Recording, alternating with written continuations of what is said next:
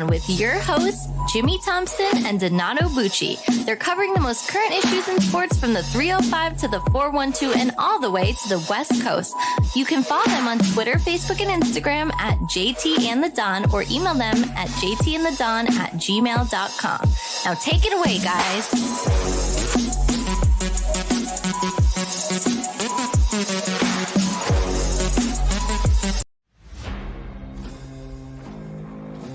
Give them a shot to do what?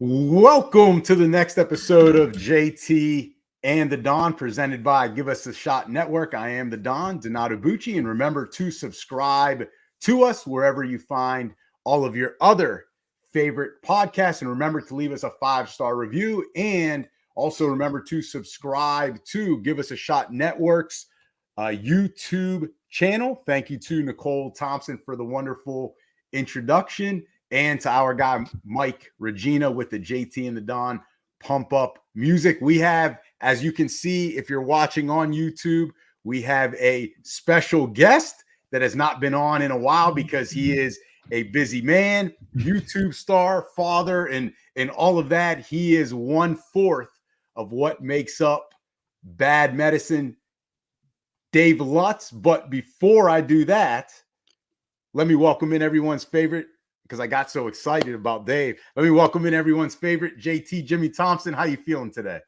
Hey, man, I'm excited. Finally, I don't have to listen to you, man. You getting so annoying. I had to literally go make a call to the president and get a favor to get Dave in, man. That's how annoyed I am with dealing with you on a week-to-week. But no, man, it's always good to have Dave on the show, man. It's gonna be a good time. Absolutely, Dave. Thank you for coming back on. We know you're a busy guy. How have you been?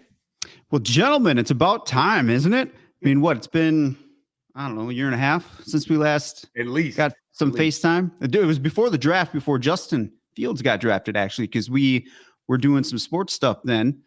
And I accurately, picked the Bears would just draft Justin, and they did. And now look where we're at. Now we text about Justin Fields every day, and Don hates every day. Every day we're texted about Justin Fields. And guess what? We're going to talk about him some more. Oh, I yeah. mean, that was like 3 years ago, Dave. Well, we thank you for your time. We know it's valuable. We've been looking forward to this for a while. So, let's get into it. NFL free agency. There's been a flurry of activity since the beginning, really, along with some trades.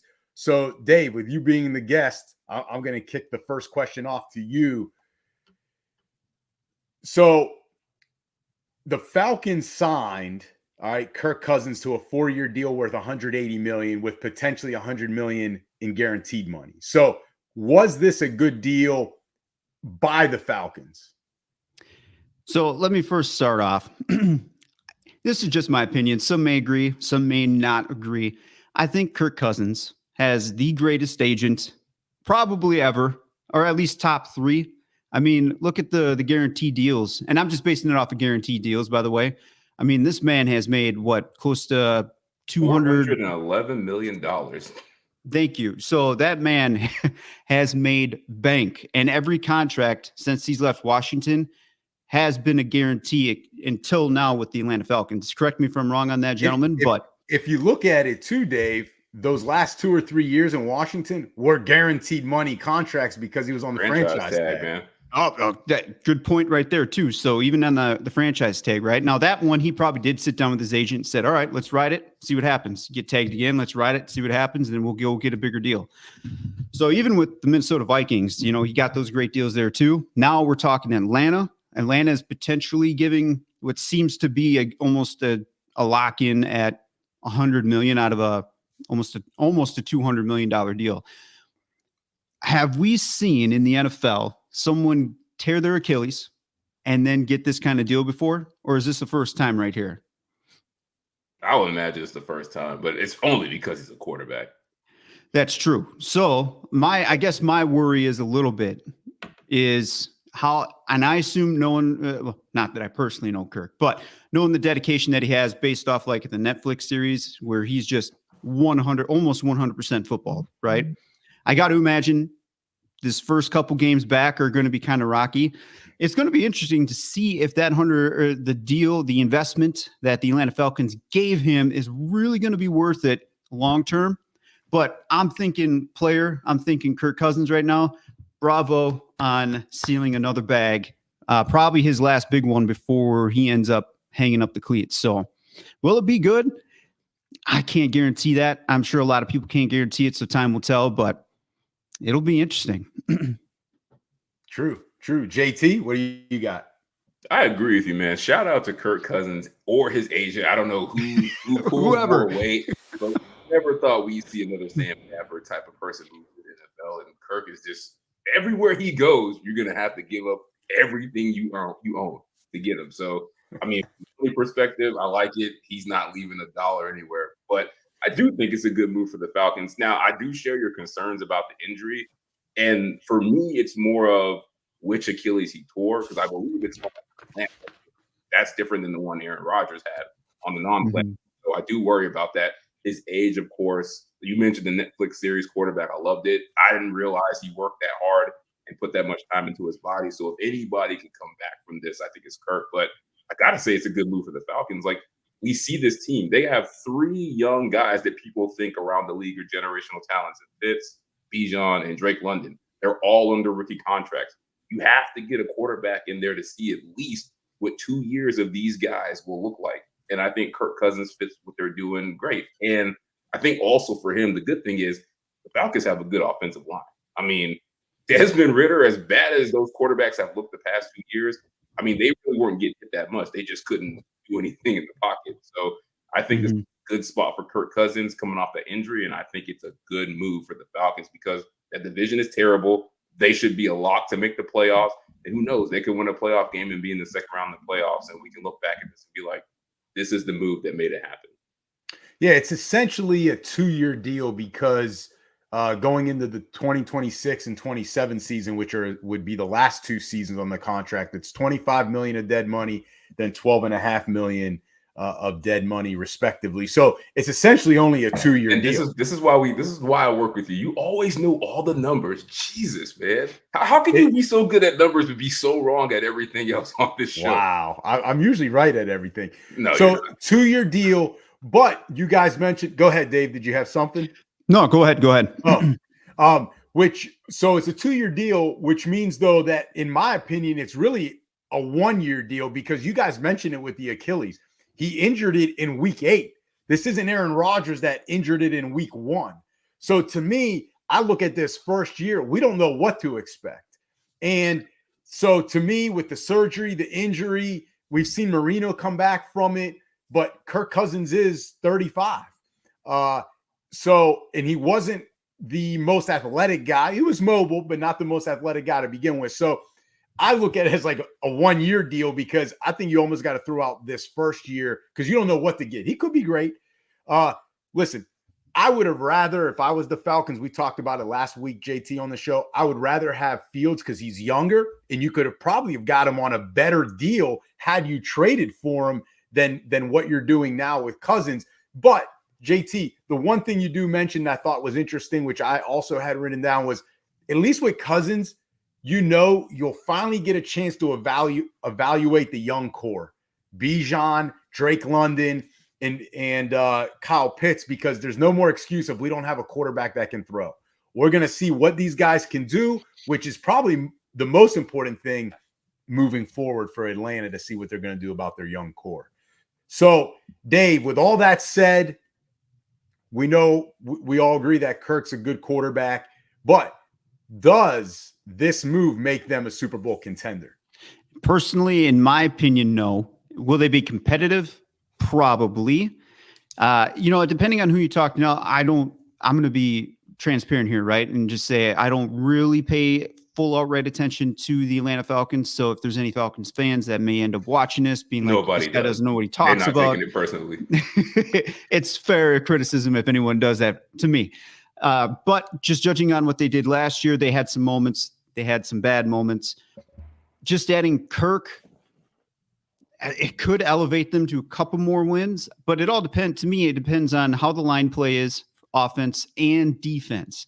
So just judging on paper, I haven't seen quite the stellar moves made on their defensive side. I feel like their offensive side could be productive, but again, it's just a wait and see, because as a Bear fan, I'm used to saying, well, wow, this looks great on paper, but let's see how the performance actually is, because paper performance, we all know how that ends up turning out to be. So, and the one stat I just looked up is out of his career, he's made, like you said, almost, it was 329 million guaranteed money so far. So again, shout out, like JT was saying, to his agent or him or whoever's setting this up, because it's phenomenal work. And then one playoff win in 12 years. So if you're asking me if it's going to make him a contender, if I'm going to be like those peeps on the ESPNs and whatnot, just to shoot out their stuff, then I would bank on them being a contender. No, but I do think they should be competitive. We'll just see how it turns out. I like that. So Mike Regina kind of agrees with you there. I can see the Falcons making the divisional round no further. So not necessarily Super Bowl contenders, but can be a factor, right? Once you get into the playoffs, one game, anything can happen. Yeah, that could be a headache for some of these teams making deep runs late in the season. So, yep. But depending on where we're in March, we'll see how it is in December. We should have put a disclaimer on the show before we started that March. Well, I was not only March, but with any of Dave's opinions, disclaimer that he is a Bears fan, so he has been impacted emotionally over. I'm jaded. Years. He's jaded. I'm so jaded. Exactly. JT, what do you think? No, I got to join Dave in that same club because he's a Bears fan. I'm a Dolphins fan. So we have what I call trauma takes. We're just so used to things looking good and then it absolutely not working out. But I do think they're a Super Bowl contender because there are only maybe 3 teams that are constants in the NFL, regardless of what happens. The Chiefs, the 49ers, and whoever that team that steps up out of nowhere. And why could it not be them? Like 2 years ago, it was the Jacksonville Jaguars. Like they came out of nowhere. And they got the recipe for success. Bad division, proven quarterback, knock on wood if he's healthy, and ridiculous talent on offense. Why would they not be Super Bowl contenders? Like, this is like the Patriots playing in the old AFC East. It don't matter. You got 6 winnable games on your schedule. You are a Super Bowl contender. Like, I'm with it. I'm buying it. So, with that, JT, and I'm just kind of wondering where you're coming from on this. Who's their offense coordinator? I can't remember. Zach Robinson. So he was the OC for the Rams under McVay. For the Rams, okay. So they could be dynamic. So that's another factor that some will have to consider too, right? What is he going to have a little bit of McVay and a little bit of his system? Is it going to be a little bit of West Coast? Are we going to be having just straight up, power run because of Robinson? It's going to be interesting to see what they can do, because if that guy was around, I would like to assume he was around when Todd Gurley was with the Rams. So if that's true, then if you're a Robinson might have been playing in the league when Gurley was playing. But I will say this: I get what you're saying. I think it's familiarity because Cousins played under O'Connell, who I think also came from McVay. So it's going to be a similar system. And then you got Raheem, who's been a head coach, and they do have good players on defense in Atlanta. So I think Raheem will let Zach do his thing. He'll have the defense, under control. And I think it's going to be a good fit, man. Like who says they can't win 10 or 11 games if Kirk Cousins is healthy? Like, that's the big if. Like, if Kirk Cousins is 90% of what we know, like, they're going to win 10 or 11 games. We thought they would win that with Arthur Smith. Yeah, and I will say, too, Darnell Mooney, former Bear, just joined the Atlanta Falcons, too. So he can be good when he wants to be. I mean, I know this year for the Chicago Bears, it was a complete downfall for him. Now, I don't know how much of that was actually on Mooney versus the offensive play calling, which was that's a whole nother subject. But you can say it. It's okay. So he should have weapons as long as they stay healthy and he stays healthy, and decent offensive line play. That division, they should be contending for at least the first spot in their division. Hey, Dave, our guy Mike Regina, He says, "Nice to meet you." Because as a Panthers fan, you're welcome. So, and we thank you guys so much. Thank you so much. Don has no idea what it's like to root for a loser franchise. Mike Regina, thanks for always watching and commenting in. Listen, JT, I disagree with you wholeheartedly. This doesn't make them give your wrong take. This doesn't make them Super Bowl contenders. One, to start, you mentioned Jacksonville. Okay, they had a nice run 2 years ago, but that didn't make them a Super Bowl contender. It made them a playoff contender, but not a Super Bowl contender. But more so, the guy's record. I love how we just all of a sudden we get enamored with all the guaranteed money in the new deal. No, we're not enamored with it at all. I didn't interrupt you. Let me finish. You are enamored with all of that because he's 3-10 on Monday Night Football. When it matters most and people are watching, he doesn't come through. And I love how you will dog another quarterback to say, why can't this guy win that? Why can't he win in the playoffs? Well, guess what? Kirk Cousins had some good offenses and some pretty decent teams in Minnesota. And in fact, he had some decent teams in Washington before they got real bad. But guess what? Like Dave said, one playoff win, 3-10 on Monday Night Football. We just love to forget just because he has some shiny new toys in Atlanta with a new coach and a new OC and a new contract that all of a sudden he's a Super Bowl contender. Like if he was in Miami right now, if he was in Miami 2 years ago, you would have hated that move. So I just don't get it. Listen, you know what you're going to get. Why would I hate Kirk Cousins being in Miami? Because you don't see him winning a Super Bowl with the Dolphins 2 years ago. You didn't. I see Kirk Cousins exactly how he is. I'm going to tell you what he is right now. 4,000 yards, 25 to 30 touchdowns. But when push comes to shove, he can't beat an elite defense and he can't beat an elite quarterback. And guess what? Did he not go into Buffalo 2 years ago and beat the Bills in a game that changed their whole season? In a meaningful game. Did they not win a division 2 years ago? Follow along in a meaningful game. So if you want to beat an elite defense or an elite quarterback, guess what? That's who you're going to face in the playoffs or Super Bowl. And when he faces one of those two situations, he's not an elite quarterback and he's not going to help them win. Listen, I thought at one point he could have been that guy. I don't believe that anymore. I still think Washington should have signed him to the long-term deal. But what in your right mind thinks history has shown us over 12 years? He can't get it done when it matters. Oh God! So we're basing it on, if he can beat an elite defense. Newsflash: a lot of quarterbacks in the league that are talented can't beat elite defense. Exactly, and they don't win Super Bowls. They're not Tom Brady. They're not Patrick Mahomes. Nobody's Tom Brady. There's only one of him. There's only one Patrick Mahomes. And Cousins Aaron Rodgers couldn't even make the playoffs by beating the Lions at home. But Aaron Rodgers has Aaron Rodgers. I get what you're saying. Kirk Cousins is not a quarterback that's going to elevate a team with the circumstances around him not being optimal. Nobody is saying that's him. But guess what? That's not the situation in Atlanta. They are loaded. This is the best line he's ever had. These are the best weapons he's ever had other than Justin Jefferson. That's one guy versus three. He has never had a group like this not true. Before. He has not. I think he's had a pretty good group in Minnesota. Yes, if you take Dalvin, he had Diggs. Can't forget he had Dalvin Diggs and Thielen. Bad coaching, but they didn't do anything together.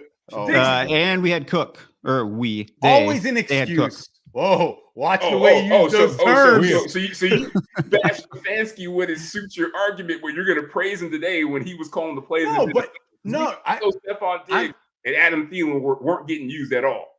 But my counter to that would be the OC is still young for Atlanta. In that core talk about, just say they're young. Because you're gonna make every argument and then turn around and use that same argument to boost up Russell Wilson. So let's go on to why we brought Dave here, or at least please. Before you go to that, Don, question for you guys: how much stock do you guys really put in Monday night performances? And I know you're saying that he can't beat.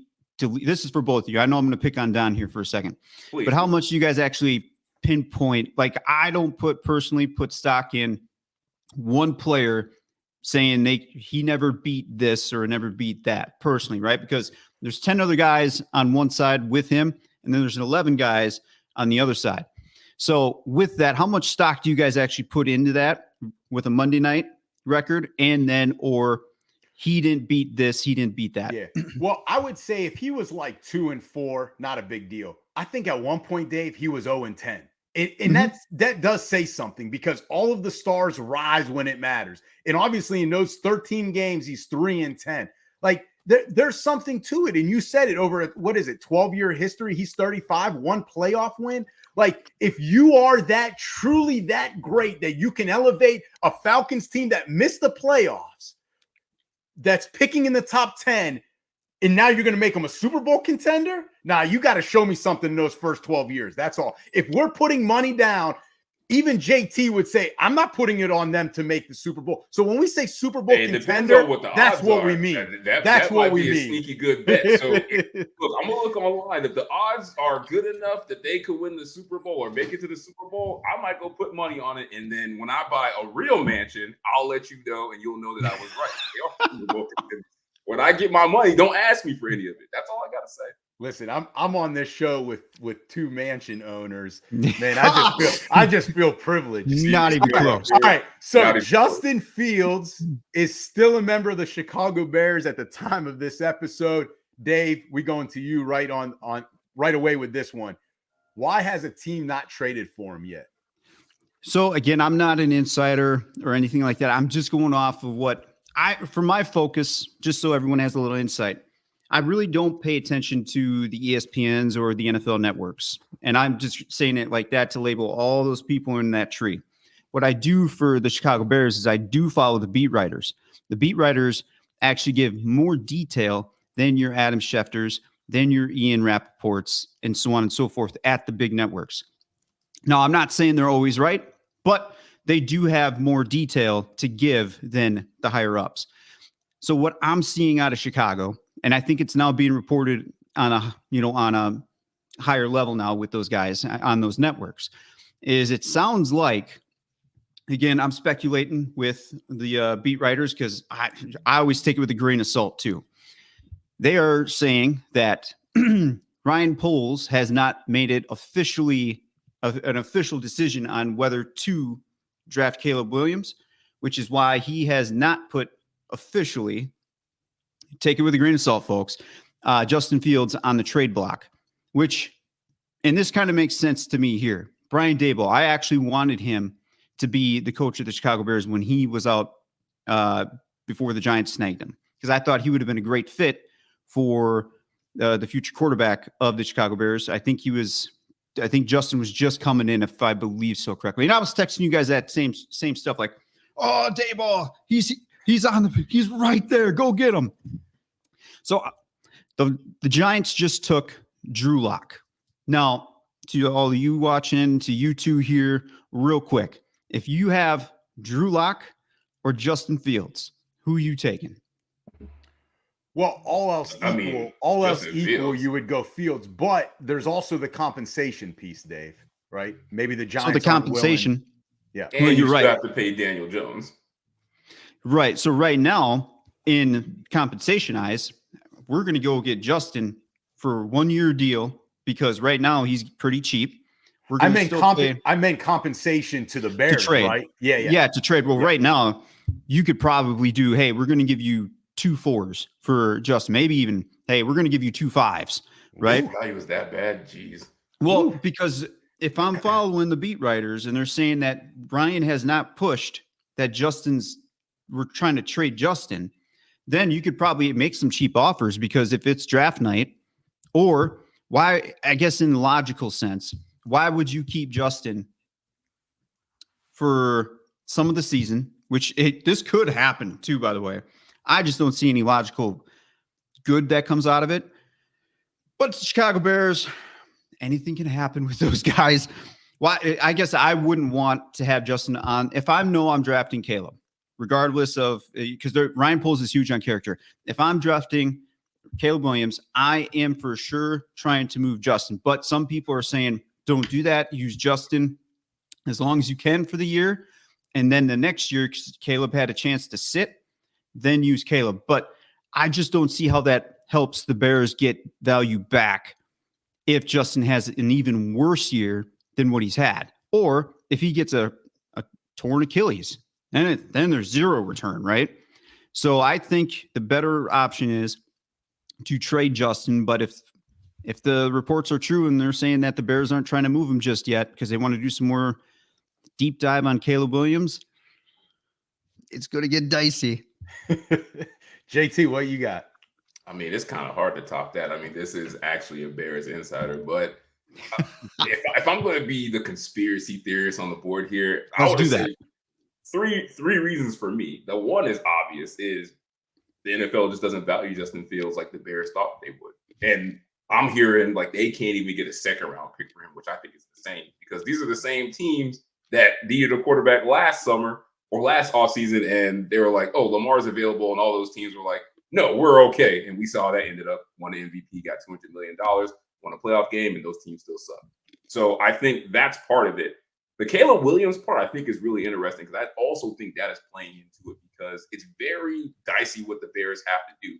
One, you have to decide which quarterback you're in on. And I don't know if this is true, but I heard that Caleb was at the combine and he wasn't taking his physicals. And I think they kind of spun it to where it's like, oh, he's not only doing the physicals for the teams that are for sure not going to be in a position to draft him, but maybe the Bears didn't get a look at his physical. Like they need to see that before you're going to invest all this draft capital in your next 4 years into this quarterback. So maybe they have not met and seen his medicals, or maybe they just don't have enough on him to make a decision. And the other thing is, this is unique for Justin Fields. He's in a situation where the locker room, he has their support. Like that's not usually the case when, you're looking to draft or move on from a quarterback, the team likes them. So they got to make sure like, hey, if we make Justin available for a trade or we put it out there, we got to make sure we're done with him because if it doesn't work out, we can't walk this back. Like it's going to be a fractured relationship. You don't know how the locker room is going to take it. So I think they are taking their time. So I think it's a combination of that. And then also anybody that trades for him, you have to give up capital, but also he got a 5th-year option coming up, if I'm not mistaken, that becomes fully guaranteed at some point. So you got to make a decision on that after I give up all this draft capital to get him on my team. So he's probably one of the trickiest players to find out how to move him that I've probably seen in the last maybe like 5-6 years. So it's not an easy thing like we trade him and it's over. Like there's just so many different circumstances that play into acquiring him. And I think the Bears just have to weigh out what we want versus what's the right value for him. And I think that's what's holding it up. Hey, Dave, they haven't picked up that 5th-year option yet, right? No. So I think JT to kind of eliminate one of the potential cogs in the wheel is that or hiccups to a trade is that you trade for him, you don't pick up that 5th year, you let him play out the 4th year, and then if you're still undecided, you just franchise tag him. Or but that's tricky though because the tag might end up being more than the 5th year if he ends up being good. Right, but the thing is, if he ends up being good, but you're still not sure, then at least you got him on the 5th year rookie. Right, but what if he plays your 4th year and stinks? Then you can let him walk. If you pick up after the Broncos let Russ go for like $80 million in the cap, I don't think teams care about possible. Yeah, anything's possible. I think it comes down to this.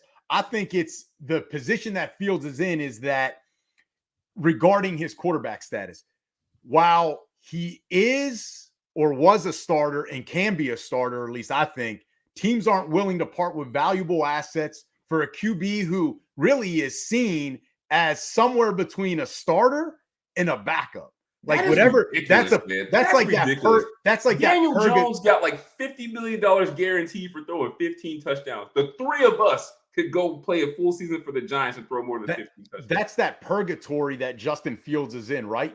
Not seen as a starter, but not seen as a backup. And JT, I know you're going to disagree with this, and I'm not. That's why I know this is going to be. I'm not making a point for Daniel Jones, but you just brought it up, so let me counter it real quick. He did beat Kirk Cousins in the Vikings, so if Fields had a playoff win, maybe he would be looked at differently too. I'm just saying, I'm not using it as a defense. I'm just saying that's what people in the Giants organization would counter to what you just said. So listen, it's the asking price versus the demand for Justin Fields, right? I think the Bears have shopped him around. I think they've inquired. I think they've inquired. And I think what's happening is their price compared to the demand of what market there is for a guy who's not quite a starter, but too good to be a backup, it just isn't there. It isn't there. Now, if I was the Bears at this point, I would wait until training camp with the idea that Caleb Williams is our guy if you draft him, because I know what's going to happen. There's going to be an injury. There's going to be something that happens in camp, and that's where you're going to leverage the value for Justin Fields. I 100% agree with that. I know some other, like Kyle Long and some other former players are kind of almost on the same page with like, hey, just keep them for now. There's going to be injuries. Just wait until the injury happens, and then boom, you can get a decent comeback with some of the capital. Because you look at all the guys now that you would go and get outside of Joe Flacco, like Mason Rudolph signed today, Darnold signed with the Vikings, like all these guys that you figure, hey, he could be a plug and play guy for a couple weeks. No, like those guys are gone at this point. So if someone goes down, who's left? You got to go trade for a Fields. And that's where you overpay. I want to push back on something. I agree with you kind of, but how much of this is also teams are, assessing the situation? They know the Bears are between a rock and a hard place because they know that drafting Caleb Williams is probably what they're going to do. So they know they're going to have to let go of Justin Fields anyway. Like they don't hold the leverage in that situation. Like if it's like in fantasy sports, like if I know you have to drop somebody, like I'm just going to wait for you to drop them or you're going to sell them to me for cheap. But the difference, JT, is they don't need to drop them this year. They do. No, they don't. They do. So you're going to draft somebody number 1 overall and also pay Justin Fields to play another year. Washington drafted RG3 and then drafted Cousins, which in the end looked brilliant. Deal. Justin Fields was a top 15 pick at the end of his rookie deal, and now you're drafting another quarterback number 1 overall. Like Dave, what's his cap hit? The most insane. What's Fields' cap hit in his 4th year? You tell me. You're the capologist. I don't know.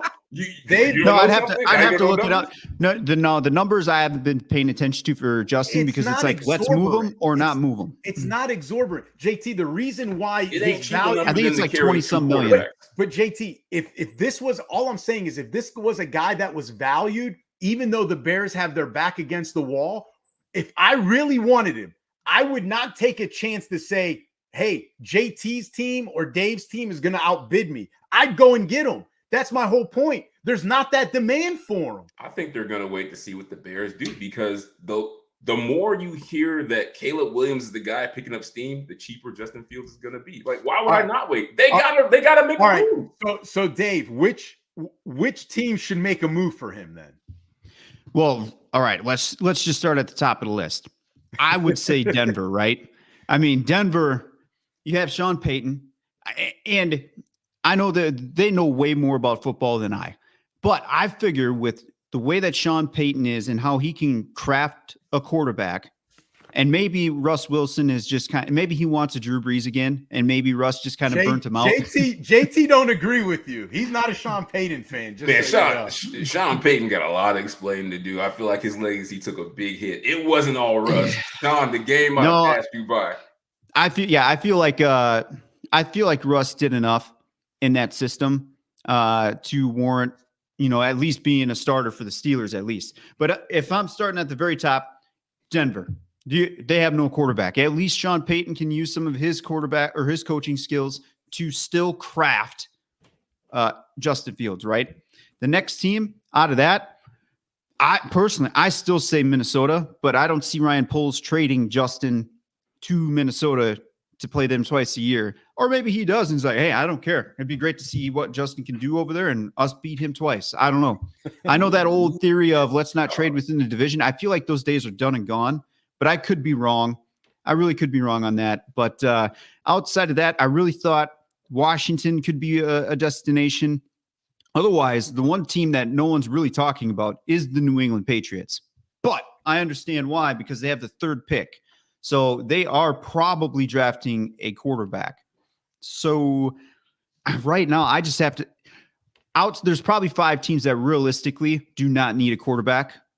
So if we were to go like that extreme route too, you could be like, all right, 26 other teams, 27 other teams really should consider But for those top few, that's kind of where I'm at for a list. Otherwise, it is pretty slim to none until there's an injury and then someone comes and knocks on his door. But I feel bad for Justin real quick. I want to get this in. I feel bad for Justin because this time in Chicago, I wanted him in Chicago. I was rooting for him. And gosh, you guys know I text you every Sunday, well, until this year, about, all right, this is Justin's season. All right, he's going to turn it up. And it just hasn't happened. So I don't know if it's a little bit him, a little bit of coaching staff. If we were off camera, I'd probably bury Luke Getsy because I don't know what the hell some of that shit was they were calling for Justin earlier in this year. And then boom, he gets hurt. They come back, they get Montez, and then they go on they go 6 out of 8 in their final games, and they started winning. So that's why I still think Justin has value as a starting quarterback if he gets a coach that is willing to coach what he's good at and then try to elevate that. Yep. JT. Well, first of all, knock on wood, I don't want him to go to any of those teams. Like, those are Matt Nagy retread situations. Like, I don't want him to go to these old, boring coaches that have no weapons, and then when he doesn't do enough to overcome all the deficiencies, it's his problem. To be honest, I love the Vikings. That's at the top of my list. And then I think a sleeper place I would like to see him go. He won't be a starter, but I think he is a great succession plan. I'd love to see him go to the Rams.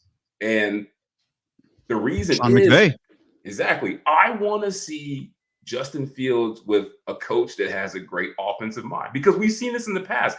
Every time a guy with Fields' skill set gets together with the great offensive coach, two things happen. They blow up in that system and they become an MVP candidate, and then they get a $200 million contract. We've seen it. Mike Vick with Andy Reid, Carson Wentz in Philly, Josh Allen with Dayball. Like, we've seen it. Even you can throw Patrick Alex Smith Mahomes when he got with Andy Reid, and then Patrick Mahomes with Andy Reid. When you throw these athletic quarterbacks that have big time arms and they can play the position, they might not be the most accurate, but they can play the position.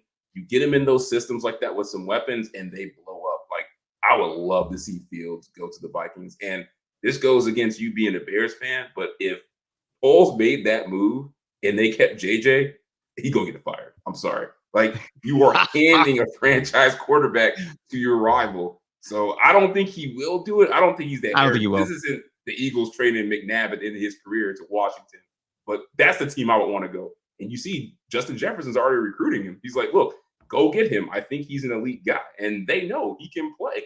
It's just the system he's been in has not been good. So I would say the Vikings or the Rams. You know, a sleeper team that I would love to see make a move for him, Seattle. Yeah, I would love to see him there too. I mean, give him, if you're going to start Geno, fine, give Geno 1 year and then let Justin take over the reins, or let Geno do 8, and depending on his play. And all right, Justin, you're up. Take us. Let's go. Yeah, those are all good teams. I had the Vikings at the top of my list. I thought it would be funny that they could stick it to the Bears if he was the guy. You know, I think a team, if we're being truly realistic too, I think the Rams and Seahawks are realistic teams. But I just don't know if those staffs are willing to put their starting quarterbacks in that position. I'll look at another spot. I'd say the Eagles. If I'm the Eagles, listen, I know Jalen Hurts is the guy we gave the big contract to, and he's the guy there, right? He's entrenched. But last year when he kind of got banged up, it would have been nice to have Fields in there for 2 or 3 games to maybe get Hurts healthy and back on the field, or at least not risk your franchise QB when he's already hurt because you have no backup. And we saw that happen in Philly. Wentz went down, Foles was capable. Fields, you wouldn't have to change anything. He may actually be better in that system than Hurts himself. And what that does is it also makes Hurts not be complacent, because we don't know the character of the guy, and we know he's done well at Bama, at Oklahoma, and Philly. But I don't care what quarterback you are, unless you're Mahomes, Brady, well-established. Like, if you don't win at a certain point, and especially if you're in Philly, you better not get complacent, because bad things happen. And I just think Fields would be such a good security blanket, and it would revive his career. He comes in for 3 games and balls out, and they go back to Hurts. All of a sudden, you found yourself a job that Chicago couldn't get you. So, and Hurts has the ability to get injured, right? He plays in that sort of system, and he has that mentality that he is, he's a physical guy. which is great, makes his game great, but it also, short shelf life, puts the opportunity of getting hurt in a short shelf life. So I think that would work great for both teams, or both sides, the Eagles and Justin Fields. But so we all agree he should go to Minnesota. Yeah, that would be. I would love to see that. it. Would be on the top. I did not think we were going to get a three-way agreement on this show, but we finally got one. Well, with Kevin Connolly too, we saw what he did with Kirk. I personally feel like Kirk was good when he went to Minnesota, and then when Kevin got there, elevated him a little bit more. With Justin, I feel, and with Jeffries, like that combo, we all know Justin has an arm. I think we can agree on that. Dude, just pop it up. Let him go do his thing and play he could be triple covered and he'd still pinpoint it with that high jump that he has. Mm-hmm. And his arms are like a mile long anyway. So I feel like that would be a great situation for Justin. Yeah, it would have looked bad on poles if he started accelerating. Probably it will look bad on poles regardless if he's accelerating anywhere. Anywhere. Yeah. So it's one of those tricky deals that if he excels in a different spot, and then we'll just say Caleb. I think that's probably what's going to happen. And Caleb is kind of in the Justin spot of, hey, he's showing flashes, but it's they're just going to be fired anyway. So, yep. So Dave, before we move on, do you have time still to stay on, or is it time? I got one more. I got one more. One more question. Yeah, let's do it. All right. So we're gonna get into like some specific category moves. All right. So the first one, and I guess it'll be your last one here, which I think is a good one because it'd be interesting to see what you think here. What are your two best free agent signings or trades that have occurred so far? Oh, so I mean that's tough. I'm gonna go on performance on this one.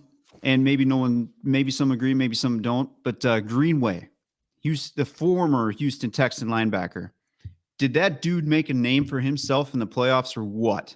Like he was the defense, that whole time. Like I think the dude had 20 tackles in both those games. Either way, even if that's not the number, I feel like the commentators were saying his name almost every defensive play. He was making monster stops. He was impactful.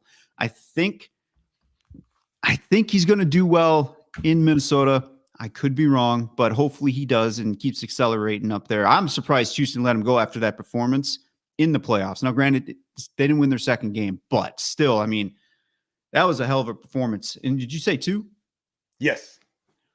So I mean, depending on how you look at it, I still think I'm kind of surprised, but kind of not surprised that Atlanta did get Kirk. I don't know if that's like top tier because there was a lot of free agency signings. I'd have to have a sheet in front of me to be like, yep, that one. But the Kirk kind of sticks out in front of my head that they got him. Hopefully they can win a few more games now and then move forward from there. Otherwise, Danielle Hunter, former Viking now, is down in Houston, and now he's with Will Anderson. So can you imagine if they would have kept Greenway and got Hunter and have CJ, and they upgraded their running back position because they got Joe Mixon? Some people might debate me on that, but either way, I think Houston came out pretty strong in this. They did not regress, right? The guys that left, they replaced with comparable people.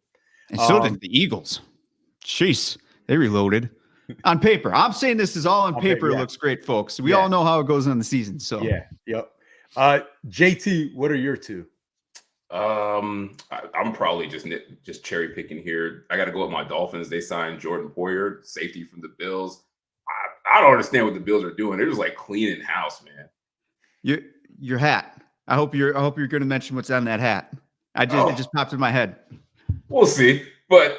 I mean, you get a guy that's been a top safety since he's been in the league, and you poach a vital player from a rival from the Bills. So I think pairing him with Javon Holland after we lost Xavier Howard, I think is a good move. So I like that one. And then Don, I'm sorry, I'm gonna let you explain it because I know it's on your list. But Steelers getting clean from the Ravens. I mean, let's be real. The Steelers haven't had good linebacker play since Ryan Shazier left the NFL.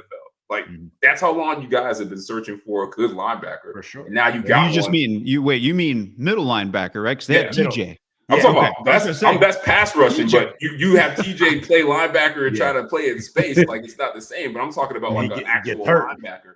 But now you put somebody like Queen between Watt and Highsmith, and I'm like, oh man, the Steelers got Minka back there finally healthy again. Like this, I'm not saying it's still curtain, but it's looking. They finally have a nice in that direction. They finally have a nice up the middle, right? You've got Hayward still. Now you've got Queen. You still got Minka back there with the two edge guys. And you're taking away your weakening the division rival. Right. So I mean, those are my two. Yep. Sorry, Dave. I got to say Xavier McKinney signed by the Packers. 4-year deal, $68 million. Savage is gone. Rudy Ford's going to be gone. You know, his contract's only the 7th highest for safeties. So talk about getting value for a really good player. He didn't give up 1 TD all last year, according to PFF, and he holds the highest coverage grade while playing free safety since entering the league. Like, I don't know about you, but I like when my free safety, not the strong safety that comes down usually in the box, the free safety can cover. That's pretty nice when you have that luxury in the back. And he's supposedly the best at it since entering the league, not just last year, since entering the league. And you get him at the 7th best contract. I mean, I'm sorry, Dave. I got to go Green Bay there. And then the Rams getting Jonah Jackson. I know it's not a splashy one, but only 3 years, $51 million. Listen, they're going all in. And I think maybe this is part of why they don't go after like a bigger name backup. They're going all in with Stafford. They're going to go until he retires. McVay's going to go with him until he retires. So what do? They bring in Dotson. Now they bring in Jonah Jackson. And I just like what they're doing there with the Rams, protecting their quarterback, because they know if he has time with Puka and Cooper Kupp, it's something to behold. So I just like that because I like what the Rams are doing with that O-line. So that's why I put Jonah Jackson. Not like he's the best free agent, but just I think that's just a smart, good move, and he can still play. Hey, Dave, did anyone take T. Higgins yet? No. Did he request trade? Yes, but he's franchise tagged. So okay. It makes it a little bit, I think it makes it a little bit more complicated. Not to say that it can't get done, but it also depends on what kind of tag they put on him. I'm guessing they must have put the exclusive franchise tag on him, because if it was not exclusive, he could still go negotiate with other teams, and essentially they'd get compensated, the Bengals would, if he walks away from them. So also, the last time I checked my sports today was the Mike Williams release from the Chargers. Did they, at the time of this recording, release Mack and Bosa yet, or do they restructure? I think they're trying to trade those two before they release them. Oh, good luck. Everyone knows everyone's going to force it. Mac. I wouldn't, if one of them, if they end up on the free agent list, because I feel like that's what every team's waiting for, is like, we're just going to force you to cut them because we're not going to trade any assets. So if that's the case, I wouldn't mind a Khalil Mack back to be on the opposite end of Sweat, or honestly, a Joey Bosa. Look what happened when Montez got to Chicago. That one player switched that entire team around. If they get another motor on the other end, now granted they're going to be paying quite a bit, but the Bears still have some money to play around with. I think if they can really bolster that defense to be a powerhouse, again, we'll just play like Caleb Williams is coming back, or even if it's Justin, you're helping out your quarterback by getting them more opportunities to be on the field and get better. Assuming they have a decent run game with Shane. I know Shane likes his running backs to catch. That's why they got Swift. But I would still, I'm all in. If I'm getting Caleb, let's bolster one side. Let's get some talent on the other, and just let's go. Khalil Mack had 17 sacks last year, so he still got it. So that dude will have a motor. He's going to be like the Peppers of this generation for football. Yeah, he's going to play forever. And even in his last year, you're like, this guy can still do it. Yeah. Well, Dave, if you've got to run, we will let you go. Thank you. Guys. Give a quick plug for Bad Medicine. Sorry we didn't get to that. That's fine. To that earlier. Yeah, so folks, if you are into TV or movie reactions or even gaming, we don't claim to be the best gamers in the world, but we have that channel as well. We are at Bad Medicine for the main channel and then Bad Medicine Arcade for the gaming channel. That's bad with 2 Ds. We have 3 other gentlemen along with me that go on and give our thoughts and opinions, watch TV, movies, all that fun jazz that a lot of people, basically the people choose what we watch. People choose what we play for games. So there may be some more content being open and explored down this year. So we'll see where the road takes us, but that is where you can find us. Awesome. How many subscribers you up to now on YouTube? The main channel has 262,000 plus, and then the gaming channel has 26 and change. 26,000 and change. So we're doing okay. Yeah. Congratulations. Some people like us. Some people like us. Congratulations. Congratulations. Oh, thank you, gentlemen. Well, we love you, man. Thanks for the time. That was great. We're so glad we could talk some football with you finally on air. We're gonna have you come back on. Let's make sure it's not 3 years from now. I know. Let's do this a little sooner. I know we text every day, but it's good to see your faces once in a while. It is. It's good to talk in person for sure. For sure. So that's Dave Lutz of Bad Medicine. He told you where you can find them. Go ahead, subscribe and follow them. Dave, thank you. Take care. Good luck to your Bears. Hey, keep up the good work, fellas. Always enjoy as usual. Tear it up. Thank you. Thank you. Have a good night. All right. So JT, keep rolling with the free agency. We talked about the 2 best. What's the 2 worst free agent signings or trades? I'm not gonna lie, there was a lot of bad signings. So I would go with the 2 that I think are just the most egregious. The first is I saw you actually pick this guy up in Dynasty. The Rams signed tight end Kobe Parkinson. They gave him what, 3 years, $22 million? Like, so let me get this straight. Running backs can't get paid, but backup blocking tight ends can. Like, he's not the only tight end that fits into this category that got paid this offseason. Like, I don't get that. This made no sense. I know Tyler Higbee tore his ACL, leaving a playoff game, but they had a rookie. What was his name? Bo Allen. He looked good, like when Higbee was not there. So why would you not let him play next year until Higbee gets healthy, or sign somebody like a Noah Fant or a Janu Smith that I know can actually play, or draft another guy? Like, this is a waste of money. Like, why are you paying Kobe Parkinson this money? It makes no sense. He's 6'7". McVay's got a plan for him. Don't doubt McVay. They really just trying to keep Matt Stafford alive. So they're like, hey, blocker, we'll pay you extra to block. And then the other is the Patriots signing wide receiver Kendrick Bourne, 3 years, $33 million. I swear Bill Belichick is still running this team. This makes no sense either. Like, why would you spend $11 million a year on a 30-year-old wide receiver 3 that's coming off an ACL injury? No sense. Makes 0 sense. Those are my 2. Well, I'm going to go the Panthers trading Brian Burns to the Giants for a 2024 second. Oh, now you want to talk about Brian Burns. And a 2024. When I said that the Panthers were stupid for not trading them 2 years ago to the Rams for multiple firsts, you're like, oh, whatever, you never know. Now, what did you get for him? Nothing. Well, but that's the problem. They just had franchise tagged him. Now they actually traded him. And that's the problem. They got a 2024 second and 2025 they fifth. got nothing. And as you said, first-round picks at least. And as our guy Mike Regina also told me over the phone, back in 2022 at the trade deadline, deadline of 2022, the Rams offered Carolina 2 first-round picks and a second for them only to say no. So Panthers are on that, and I'm going to double down on the Panthers. Sorry, Mike Regina. They overpaid for former Dolphin guard Robert Hunt. 5 years, $100 million. He can play. But listen, he's making $3 to $4 million more than guards such as Dotson and Jonah Jackson, getting the same range as Quentin Nelson. Let me tell you something. Robert Hunt, he's not Quentin Nelson. So we about to find out. That's all. What's the one under the radar move that will be huge for you? Well, I want to shout out to Niners Nation. We appreciate you watching the show. Bourne is good when he does play. It's just the age, the injury. Like, I worry about that. And I mean, come on. The Patriots need to get out of this old archaic way of acquiring offensive talent.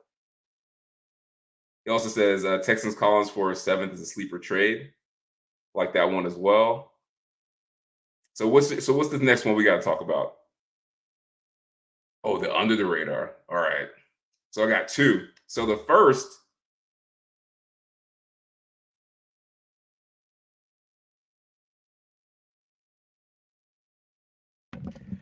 I said people are on a time schedule. You got to give just one, not two. Let's go. All right, cool. I'll go with Frankie Louvu. Commander signed him, the linebacker. You want to talk about a team not having good linebacker play in a while? London Fletcher was the last good linebacker to play in Washington. And they've even tried to draft one in the first round. So I think it's a good move for them. 3 years, $36 million. He's had at least, I think, 110 tackles and 5.5 sacks the last 2 years. Panthers defense struggled when he wasn't in there. I think he's a great, well-rounded all-around pickup for them. You know, I think this is an under-the-radar move, but no one's making a big deal about it because you about to. Or I shouldn't say they're not making a big deal, but it's getting overshadowed by the trades, the Kirk Cousins deal, the Fields, everything there. It's Patrick Queen to the Steelers. How? It is. Bro, there is nothing about Patrick Queen going to the Steelers that is under the radar. It's under the radar. It's under the radar. Man, this is why I can't deal with you. I'll tell you why, because they talk about the Russ move, but you had someone like Patrick Queen. Did you say people got time restrictions, bro? That was clear. I know you want to talk about Patrick Queen. Why don't people now put the Steelers in the Super Bowl conversation by adding Patrick Queen? Because y'all got Russell Wilson and Kenny Pickett. That's why. Next one. That's why it's under the radar move. What is one head-scratching move? All right, I'm going to be real quick. I got two, and I could not pick a tiebreaker. One is the Titans signing Tony Pollard. I don't understand that. Why are you paying for an injured running back when you already got a running back in Spears on your roster that has the exact same skill set and under a rookie deal? Didn't understand that. And then the other is the Raiders going with Christian Wilkins. I'm not saying he's a bad player, but we've seen this before. The history of defensive tackles signing these big free agency contracts, they almost never work out. Very rarely does that happen. I think Chris Jones and Aaron Donald are the only ones I think have returned on the investment. All the rest of them have not really. Not even Dominic Sue, and we signed him today, big deal. So those are my two that are I don't get it. Yeah.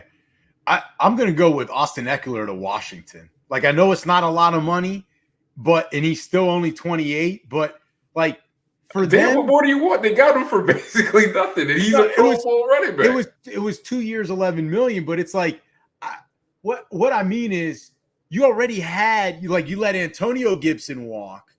You still got Brian Robinson, and those guys ain't Austin Eckler.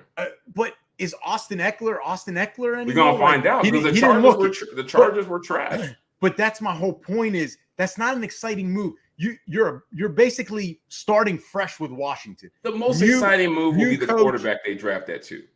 But they could have done so many other things, in my opinion. Can you just stop hating on running backs for 1 second? Damn, you're always tag him until they die. He got tagged, he died, he came back, and the man get paid. I'm not. All right, what is one move? Listen, you asked the question.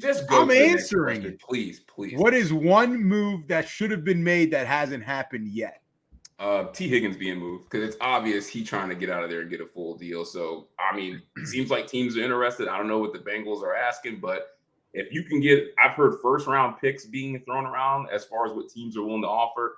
If you are seeing first-round picks, you got to trade them. So I'm surprised that hasn't happened yet. So earlier today, I was going to say Calvin Ridley not being signed. Then I was like, okay, well, he got signed, right? Then by Tennessee. Then I was like, well, Jonah Williams, you got to protect the quarterback. Come to find out, just an hour ago, got signed by the Arizona Cardinals. So who is it? My two moves were done. They were taken. They read my mind. You got no answer for the question? No. The teams listen to me. See, they don't listen to you, but they listen to me. And I don't even need to say it. You bring Dave back. This is why I can't deal with you. They already know. Sense. Listen, this next question, I totally want to skip it because the producers have given you such control of creative content that you just put BS stuff that you read on social media now. So I'm not going to answer the next question, but I'll ask it just for you. What is the craziest rumor you've heard or read that could still happen? I don't know if it can happen, but it was pretty crazy. So basically, the craziest one I saw, and I've seen some crazy ones, was that the Chargers would trade Justin Herbert to the Bears for Justin Fields, the first overall pick, and I think something else. And they were like, Albar and Greg Roman get their athletic mobile quarterback and some draft capital to rebuild the roster, and the Bears get their franchise quarterback. So I saw that. I was like, I don't think those teams would do that, but would it be a crazy thing to explore that. I mean, it makes sense for both sides. I don't know how the numbers will work out, but I thought that was pretty crazy. I liked it. You put that question in just so you could give that answer. No, I had another one. Because here on this show, we talk about. Yep. You want to hear the other one? The other one is that Justin Jefferson gets traded to the Bengals. They trade T to the Vikings. Him and Jamar Chase are both paid, and Joe Burrow takes a pay cut to keep him for 3 years. I saw that too. Okay, so you wanted that question just to put those two things. No, I wanted to have some fun. God forbid. You're so boring. Because you're on social media all the time. You saw that come across. You said we got to put that on. On this show, we deal with truths and facts, not these rumors. You lied the entire time. What's the next question? So, who is the best remaining player that should be traded or signed? Justin Fields. I want to double check something because I want to say Devin White. I don't know if he's been signed yet. He ain't been signed or traded yet. All right. So Devin White, he should be signed. Someone please go sign the guy. Man. All right. So we finally made it through free agency. So now we're going to go to the check down game. So if you guys don't know how this works, we're going to read a statement. We're going to give you two options. Wait. Did you show that? Mike Regina, he likes the rumor question. Mike, listen, listen. Tell Don, just because he's boring as hell does not make it right. I'm trying to liven him up. Regina almost put that in there because he always sides with you just because I'm right. Just to get at me. Just to get at me. We don't let you decide shit. Exactly. All right. So since you interrupted me, explain the check down game. Since you like to eloquently put it. Okay, I want to tell the listeners and fans because this is pulling behind the curtain a little bit. So I write the script, right? JT gets creative control of the content. We moving on from this. We go to the next question. I write the script, right? I purposely left off the instructions for the check down game because when he reads it or I read it, he's like, we know what the game is. Everyone knows. But notice how he wants me to intro it, but he's going to ask the questions because he doesn't know. He doesn't know how to intro. He doesn't know how to explain. He doesn't know how to explain the check down game. Now he wants to say I'm the best explainer. No, I invented the game, and you just lawyered up the rules. I gave the title. You invented the game. I gave the title, and I explained it. Obviously, you don't listen because you don't know how to explain it still. So what we're gonna do is we're gonna ask a question. We're gonna give multiple possibilities of answers to it, and then we will pick the answer that we feels fits the question best. All right, go ahead, JT. First question. See, I told you he was great at it. You happy now? You're the best. All right, first one. Better fit on their new team: Josh Jacobs with the Packers or Derrick Henry with the Ravens? Oh, Derrick Henry and Lamar Jackson? Forget about it. I mean, this isn't even like we shouldn't even put anything else to this question. Lamar, Derrick Henry, forget about it. It's done.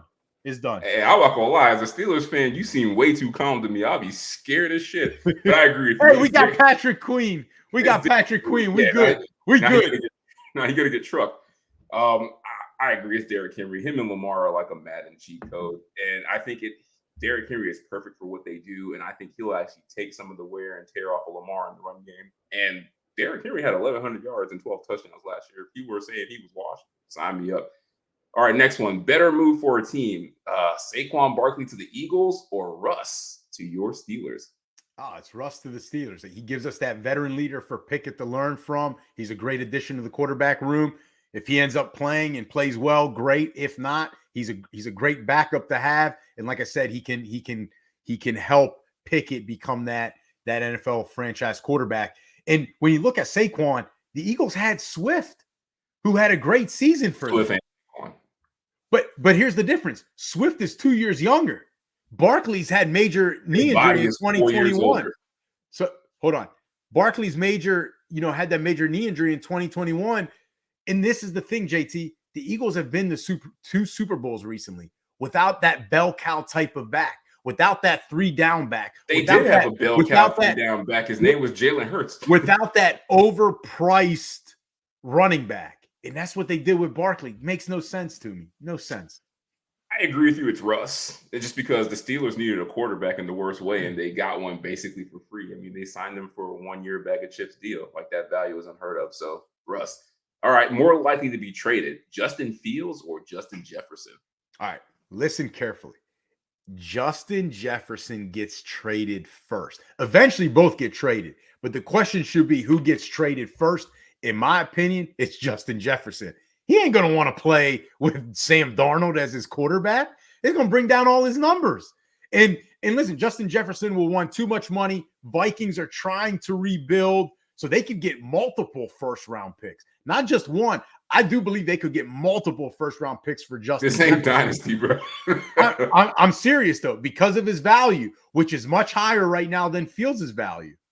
I disagree. I think traded it's Justin first. Fields because of what we talked about earlier. Like the Bears, even if they wanted to, they can't pass up on Caleb Williams at this point. So they're going to have to trade Justin Fields. And at least Fields is under contract for 2 more years, technically. So I think it's him. All right. Better veteran re-signing. Mike Evans with the Bucks or Chris Jones staying with the Chiefs? Ooh. I do like the I knew I'd get you. I do like the re-signing of Evans, right? They got Baker and Evans. That's going to be dangerous. But if we're talking the better of the signings, like both are good, but which one's better? I'd go Chris Jones because KC is basically in win as many Super Bowls as possible mode.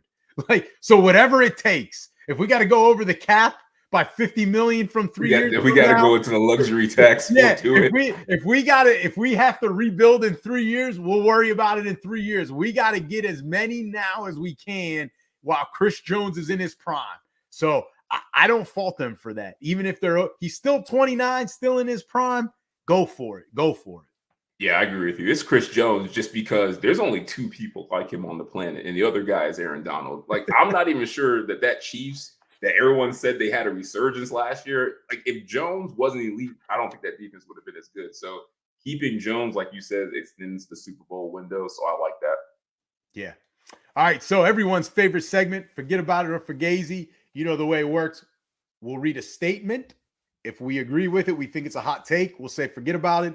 If we disagree with it, we'll say Fugazi. All right. You see, I let you do the explanation, and this is supposed to be your pride and joy. Just forget about it for Fugazi. You gave that lazy explanation. You didn't even put an accent on it. You didn't do anything. I just did.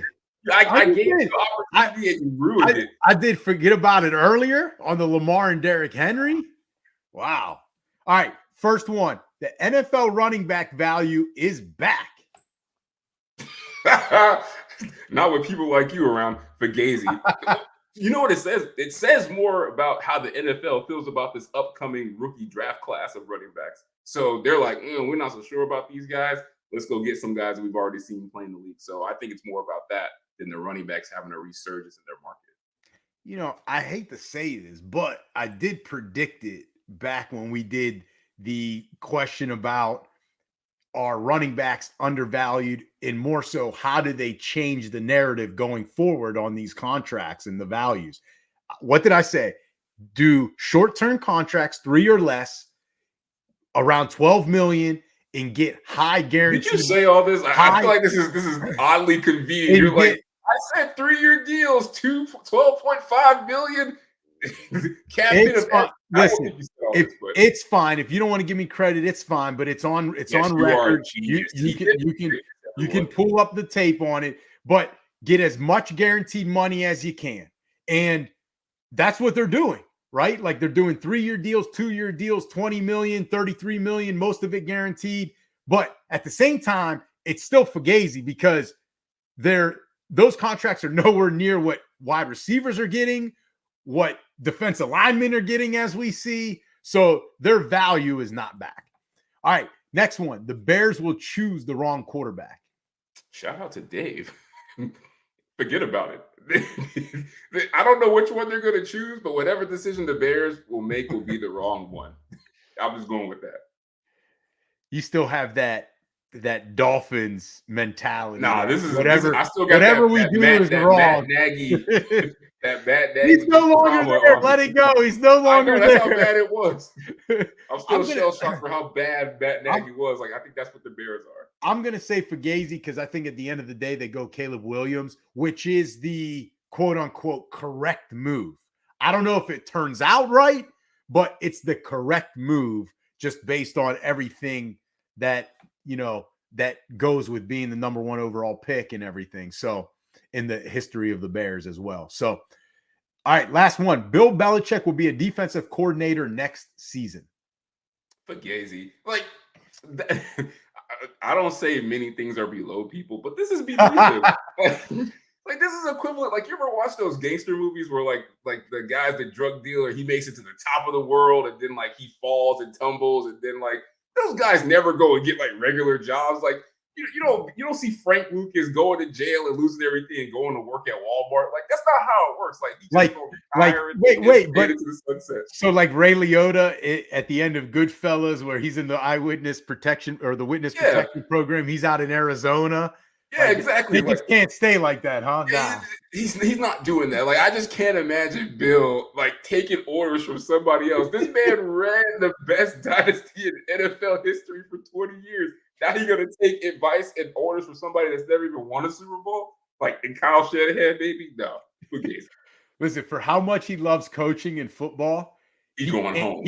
He can't and he won't go back to defensive coordinator. This is Fugazi, and this is the thing. Supposedly, reportedly, the 49ers did inquire with him, but then they ended up promoting Nick Sorensen, the defensive coordinator. That tells you how that conversation went. He was like on the Cincinnati. Right. And this is the other thing. Not only is it beneath him, but the other thing is, think about the type of head coach that would need to be in that position, how confident they would have to be in their position. There ain't many. Andy Reid might be the only guy that's confident. To hire Bill as a defensive coordinator, because Bill could take your job. He could do it better. There's a handful of guys. I've got Andy Reid. You got a list. I've got Tomlin, probably Sean McVay, and I think even Kyle Shanahan at this point would be comfortable enough.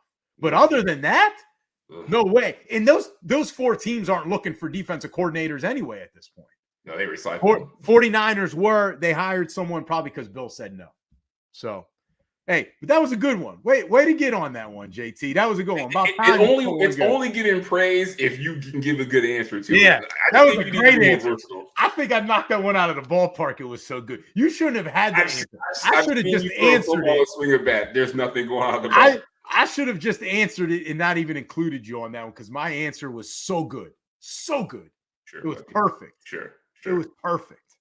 All right, JT, we had Dave Lutz on from Bad Medicine. Thank you again to him and for his time. That was a lot of fun. And to all the fans and listeners out there, thank you for listening as always. Remember to subscribe to us wherever you find all of your other favorite podcasts.